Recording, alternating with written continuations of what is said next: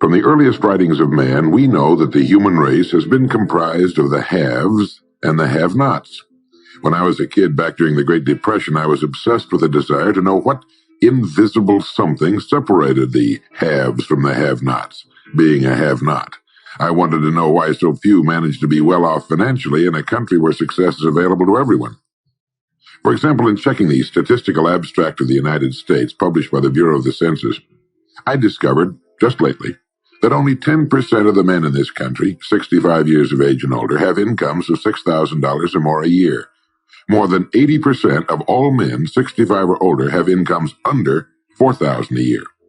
Only 7.6% have incomes between $7,000 and $10,000 a year, and only 3.7% have incomes of $10,000 a year or more. A man starts his working career in his 20s, often earlier. He's fortunate in that he lives in the free world. He has better than 40 years to make the grade financially in the richest country on earth. Yet, according to the statistics, only about 10 out of 100 will be financially secure by the time 65 rolls around, and only about 4 men out of 100 will be financially comfortable. Now, why? Well, let me tell you how to find out for yourself. Conduct your own survey. Start down the street in your neighborhood on any Saturday or Sunday and ask the man of every house 2 questions. The first question is, what are you doing at the present time to increase your income now? That is, how much do you want to earn? And when you've evaluated the blank stare you get in response to that question, ask question number 2, which goes, how much money are you planning to be worth at age 65? And when the silence becomes too unnerving, thank him and move on to the next house.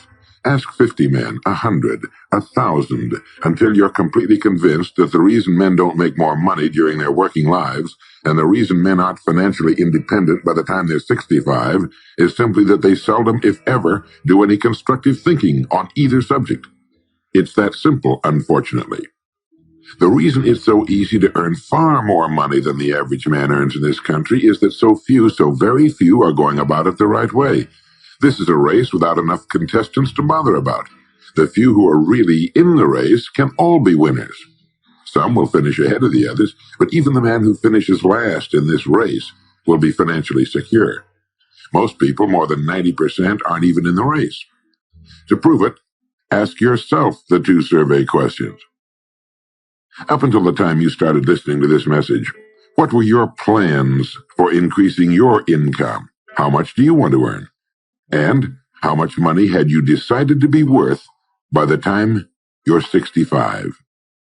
You see, people who earn large incomes aren't lucky, and they're not crooks as those without money are so fond of pretending, nor are they endowed with more brains or talent necessarily than their friends and neighbors, nor are they privy to occult secrets, and only a very few were lucky enough to have had rich fathers or grandfathers.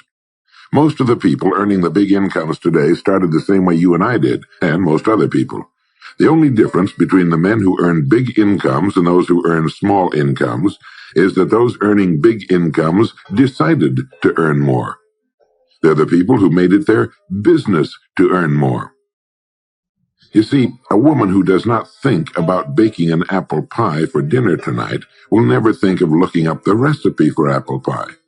Without the decision for pie, there's no motivation for checking out the recipe. A man who does not think about driving his car to St. Louis, Missouri or Nacogdoches, Texas will never get road maps which show how to get to St. Louis or Nacogdoches. And a man who never decides to earn more money will never think of learning how, of looking up the rules for earning more money. You see, people do what they make up their minds to do. So get rid of the ancient superstition once and for all that people who earn big money are special people, or lucky, or get the breaks, or had money to begin with, or knew someone, or are smarter, or anything else. These are alibis. They can all be disproved 1,000 times. The reason there are so many of these alibis around is that men who fail to make the grade financially are seldom honest enough to just admit that they really didn't try and keep trying. So in order to justify their failure, in order to remain seated, they dream up and pass along these old alibis. We're all self-made, but only the successful will admit it. I once had occasion to visit Charleston, South Carolina. I'd never been there before, so I hired a taxi to drive me around the historic old town. I particularly wanted to see the battery where that famous shot was fired on Fort Sumter. Along this beautiful drive, some of Charleston's oldest and finest homes look out over the bay. I commented to my cab driver on what lovely homes they were, and he said, yes, some of those homes have 40 rooms. And then he thought a moment and he said, and every one of them is owned by a crook. This is how the have-nots justify themselves and their lot in life. I didn't say anything because I didn't feel I was entitled to advise him or try to straighten out his thinking. This is a free country where as long as he doesn't hurt others, everyone has the unalienable right to be just as wrong as he wants to be. As Thomas R. Lounsbury, the American scholar and educator, put it, we must view with profound respect the infinite capacity of the human mind to resist the inroads of useful knowledge. My taxi driver and men and women like him all over the world have been kidding themselves and holding themselves down and refusing the bounty and abundance of the world for centuries. Knowledge is available to everyone. We can either listen to those qualified to teach us, or we can go along with those ancient stumbling blocks we get from people who don't know any more than we do. The truth, incidentally, about those homes along that beautiful drive is that they were built by the men and women who made the largest contribution to the city of Charleston. In just a moment, I'm going to give you the formula for getting rich, but before I do, I want to remind you of something. Before a jet pilot begins his takeoff from an airport, he carefully goes over a checklist, item by item. He does this not only because it's required by law, but because he cannot afford to trust so important a job to his memory alone. He has another checklist that he goes over just as carefully before he begins his letdown at his destination. He does this without fail every time he takes off and every time he lands. Well, I think living successfully is as important as flying an airplane. And because of this, I think each of us needs a checklist too. And that's why there's one included with this cassette. We need a checklist to go over item by item before we take off in the morning and before we drop off to sleep every night. So I want to recommend that you affix the checklist to your bathroom mirror. Stare at it as you brush your teeth in the morning and stare at it again as you prepare for bed at night. Go over each item, and as you do, think of what each item represents. Now here's number one. It's the formula for getting rich. It also explains why you're in your present position, whether you're earning $6,000 a year or $16,000 or $60,000 or $600,000. It applies to every adult, whether he's employed or unemployed. It applies to the richest man and to the poorest, and every person in between. And here it is. Our rewards in life will always be in exact proportion to our contribution, our service. Now that's what the formula means as the first item on your checklist. Memorize it. Our rewards in life will always be in exact proportion to our contribution, our service. Listen to it, think about it until you know it emotionally as well as intellectually. It might give you some slight feeling of superiority to realize that there's probably not another man within a mile of where you live who knows it. You can add it as a question on your survey if you want proof of that. If you want it in another form, here it is as it applies to a man's job. It's the same thing really, the same thing applies, but you can express it differently. The money you're paid by the company you work for will always be in direct ratio to the need for what you do, your ability to do it, and the degree of difficulty involved in replacing you. Maybe you want to write the formula down in both of its forms and think about it until it's as much a part of you as your name. The reason it isn't spelled out on your checklist is because you might not want everyone to know what you're up to. The checklist is valuable only to a person who knows what the words really indicate. All right, you've got the formula. As you think about it, its meaning will become clearer to you. With the formula, there are two rules which must be applied to properly use it. This formula, together with the two rules, is your recipe or your roadmap to earning all the money you really want. Now let's take a look at item number 2 on your checklist. And I'm serious about your putting this checklist on your mirror. You'll notice it's pressure sensitive. Item number 2, the gold mine. The Pulitzer Prize-winning playwright Archibald MacLeish in his play The Secret of Freedom wrote, "The only thing about a man that is a man is his mind. Everything else you can find in a pig or a horse." Strong words, aren't they? But as long as you live, you'll never hear a truer statement. The key to every human being's success lies in his mind, the gold mine between his ears. One idea can make you rich. A lot of good ideas can move you steadily upward in the work you do, and ideas are free. And just think, There's nothing now being done commercially that will not be done better, much better in the years ahead. Next year's homes and most of what's in them will be better than this year's. Next year's cars will be better. Next year's manufacturing, distributing, marketing, and selling and advertising should be better. Nothing is now being done as well as it must be done in the future, and every innovation, every new improvement will be somebody's brainchild. Now, what's your specialty? How many good ideas have you come up with during the past year? If you continue on as you have in the past, where will you be and what will you be earning, say, a year from now, 5 years from now? Every day of our lives, we walk or drive by more opportunity than we could develop in a lifetime, in 50 lifetimes. Back in the 20s, Sinclair Lewis wrote that you can kidnap a man, blindfold him, take him to any city in the country with a couple of notable exceptions, put him in a chair in the downtown area, take off his blindfold, and he could sit there a week and not be able to tell you what town he's in. The streets are all alike. The buildings are all alike. The businesses all look alike. This is still largely true today. The reason for this being that most businessmen in this country are playing a game called follow the follower. If a man goes into business, no matter what line it happens to be, the first thing he does is make certain that his place of business, outside and inside, looks exactly like every other place of business of that type in the country. Do you know why? It's because he's been playing copycat since he was a year old and does it without thinking about it. For the same reason kids dress alike in school. He wants to be one of the gang. He doesn't necessarily examine all the business establishments in his field and pattern his on the one outstanding example, the one that inspires him, the one that he can really believe in. He just does what everybody else in his business is doing, and by this simple process, he guarantees his own mediocrity. Whose drum are you marching to, if indeed you're marching to anyone's, and why? Remember, whatever you now do for a living will be done differently, quite differently a few years from now. Never in the history of mankind have the opportunities for all of us been so great. But the great majority of people will be the beneficiaries of progress, not those who bring it about. Which group are you going to belong to? If you want to be a contributor, not just a beneficiary, here's the first rule. It appears on your checklist as the gold mine. So, think. Think deliberately and with a purpose. Use the gold mine between your ears. Begin by thinking at a special time every day. Back during the Depression, a New York lumber dealer was growing rich while other lumber dealers were going broke. When asked how he did it, he said, "Every evening when I get home, I close myself up in a quiet room, sit in a comfortable chair, and ask myself, how will my business be conducted 10 years from now? Then I try to do it now." Instead of competing with every other lumber dealer, which is what they were doing, he was creating. He was doing the very thing man was designed to do, the very thing man does best.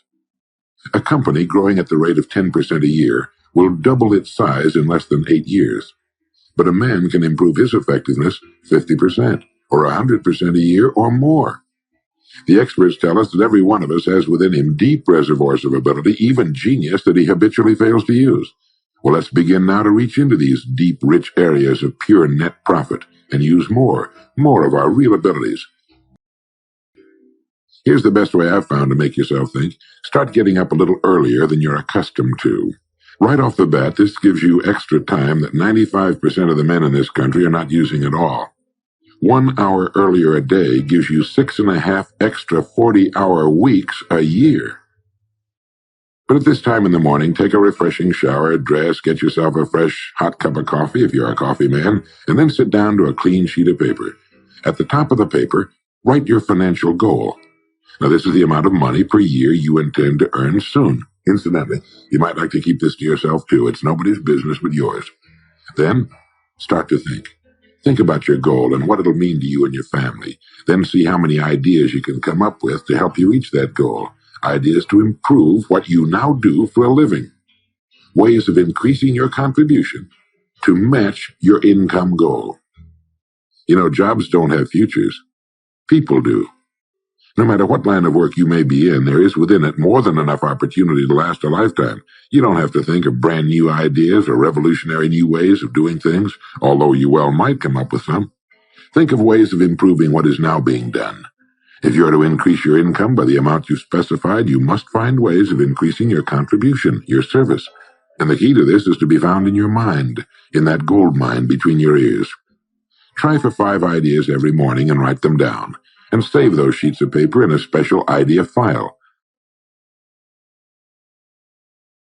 Many, perhaps most of your ideas will be worthless, but some of them will be very good. A few will be excellent, and every once in a while you will come up with something really outstanding. You see, 5 ideas a day is 25 a week if you don't think on weekends. Now that's more than 1,000 ideas a year. One idea can get you to that income you're shooting for. The law of averages swings so far in your favor you just can't miss. Try to develop a sense of expectancy. That is, try to hold the feeling that the goal you're shooting for is a sure thing, and that it's only a matter of time before it's realized. You know, Henry Ford didn't start making cars until he was 45.